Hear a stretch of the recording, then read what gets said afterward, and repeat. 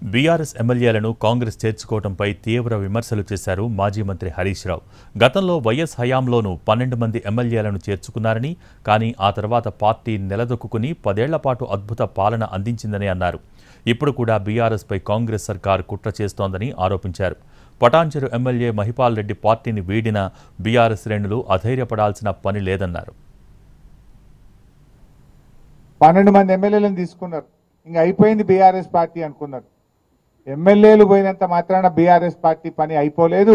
ఎమ్మెల్యేలు ఉన్నా పోయినా కార్యకర్తలు ఉన్నారు, ప్రజలు ఉన్నారు, మంచి నాయకత్వం మన బీఆర్ఎస్ పార్టీకి ఉంది. అప్పుడు కూడా ఇట్లాంటి కుట్రలే చేసిండ్రు. అయిపోయింది అన్నారు. అయిపోయింది అన్నోళ్ళే కాలగర్భంలో కలిసిండ్రు తప్ప బీఆర్ఎస్ పార్టీ మాత్రం నిలబడ్డది. మహిపాల్ రెడ్డి గారికి పార్టీ ఏం తక్కువ చేసింది?